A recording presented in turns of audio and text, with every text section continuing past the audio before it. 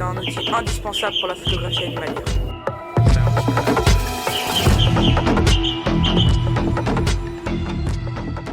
Salut à toi, bienvenue dans cette nouvelle vidéo dans laquelle nous allons parler du piège photo, autrement appelé caméra de chasse. Petit boîtier comme celui-ci que nous allons mettre auprès des arbres pour pouvoir observer la faune.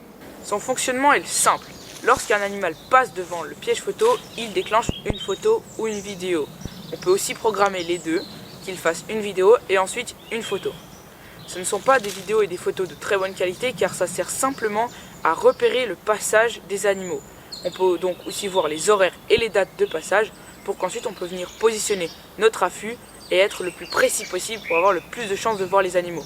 Ça nous permet aussi par exemple de les mettre devant les terriers pour voir s'ils sont occupés par des blaireaux, par des renards ou s'ils sont occupés tout court, parce qu'il y a des terriers qui ne sont pas occupés.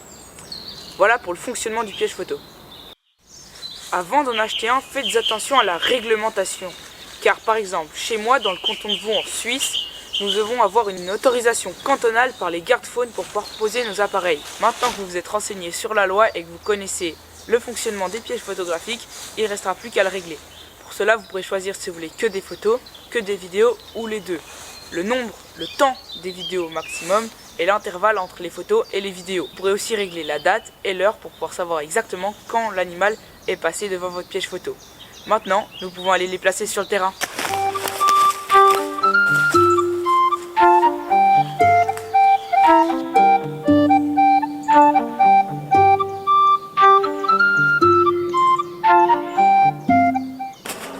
Je vais poser mon premier piège photo ici. Pourquoi? Parce que nous avons tout simplement un petit sentier d'animaux qui passe, donc certainement du passage fréquent d'animaux.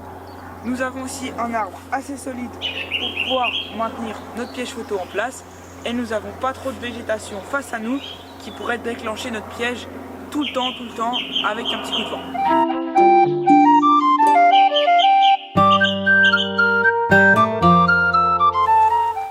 Donc là on voit que je mets le piège photo pas très haut parce que je pense que c'est plutôt des petits animaux du style renard ou blaireau qui ont passé. Pourquoi je vois ça? Parce que juste derrière on a une prairie pour accéder, où mène le petit chemin, donc dans une prairie. Et on voit tout simplement que juste en dessus on a un petit fil électrique assez bas. Donc je pense que ce ne sont pas des chevreuils qui passent sous cette petite barrière, mais bel et bien des petits renards ou des petits blaireaux. C'est pour ça que donc j'ai positionné mon piège plutôt vers le bas pour avoir les animaux en gros que plutôt vers le haut et peut-être rater un animal qui passera plutôt vers le bas. Voilà pourquoi je le mets à peu près à cette hauteur là qui va donc me couvrir normalement large la zone où le renard ou le blaireau pourrait passer.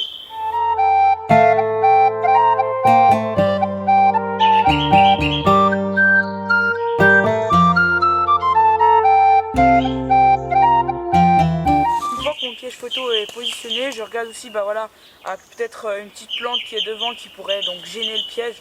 Je vais peut-être juste l'enlever, ma foi si c'est juste une petite plante, voilà, on va pas enlever un arbre bien sûr, mais une petite pousse, une petite fleur, ça va éviter que dès qu'il y a un coup de vent, la plante bouge et donc mon piège déclenche et que quand je viens de le rechercher, j'ai 700 déclenchements, mais c'est juste la fleur qui bouge. Donc ça, je fais aussi bien attention à ça. Ensuite, on va donc positionner notre petite autorisation. Alors bien sûr je vais pas la mettre là parce que de 1 j'aurai pas la place et surtout on va pas la mettre juste derrière le piège car le blanc pourrait effrayer donc les animaux. Donc on va plutôt la mettre sur un arbre qui est juste à côté. Donc peut-être à 1 mètre à côté, j'ai positionné ma petite autorisation pour ne pas déranger la faune lorsqu'elle va passer.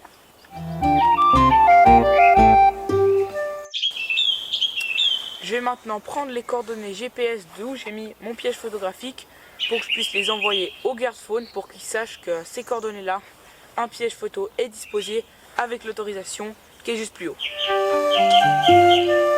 J'ai choisi de mettre mon deuxième piège juste ici parce que nous avons un terrier probablement de renard je pense parce qu'on vient de voir une petite crotte à l'entrée que le blaireau ne fait pas vu que lui il est très propre et il fait plutôt dans des pots qu'il a à l'extérieur de la forêt. On voit aussi quelques empreintes que je vais vous mettre et on voit vraiment que la terre est relativement fraîche, donc peut-être écrasée il n'y a pas longtemps ou a été repris ou je ne sais pas exactement. Donc c'est pour ça que j'aimerais bien mettre mon deuxième piège juste ici.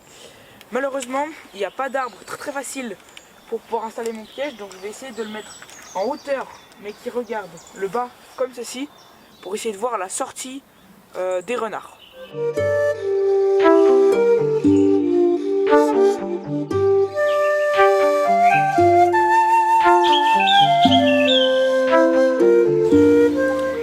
J'ai choisi de mettre mon troisième piège photo ici. Pourquoi? Parce qu'on voit qu'ici on a un méga sentier pour les animaux, une autoroute animale comme on peut dire. On a vraiment une longue passage où il y a, je pense, pas mal de passages de nouveau de petits animaux, donc plutôt blaireaux et renards. Donc c'est pour ça que je vais mettre mon troisième piège ici.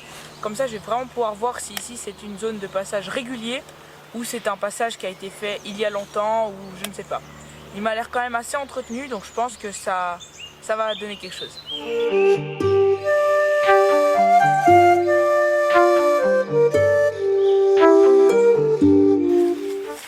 Donc là encore une fois je le mets assez bas le piège parce que c'est vraiment potentiellement des petits animaux. Après je vous conseille donc pour les petits animaux de mettre à entre 10 et 40 cm du sol selon l'endroit où vous vous trouvez, etc. Après là tu vois je mets le piège assez bas parce que je pense vu que c'est un sentier j'aimerais bien les voir arriver. Donc c'est sûr que si c'est un terrier il faut les mettre peut-être un poil plus haut si on veut vraiment voir l'animal en entier. Mais vu que là c'est vraiment pour avoir un suivi, je préfère avoir un suivi plutôt bas. Pour tout ce qui est chevreuil, brocard, cerf, sanglier, loup, je vous conseille plutôt entre 50 cm et 80 cm, quelque chose comme ça. Après ça dépend toujours de est-ce que vous voulez voir l'animal précisément ou si vous voulez plutôt voir justement un sentier où là c'est plutôt de le mettre un peu plus bas.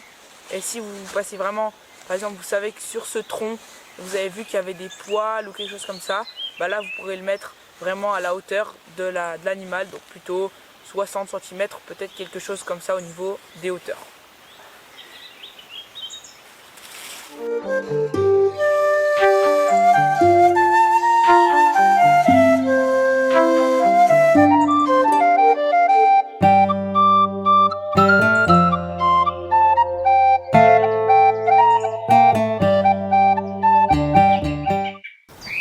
Voilà, tu sais maintenant tout sur les pièges photographiques. Merci à toi d'avoir regardé la vidéo jusqu'ici, j'espère qu'elle t'aura plu. Si elle t'a plu, n'hésite pas à t'abonner, à liker la vidéo, ça fait toujours super plaisir et ça soutient à fond la chaîne. Et on se retrouve bientôt pour une toute nouvelle vidéo. Allez, ciao ciao!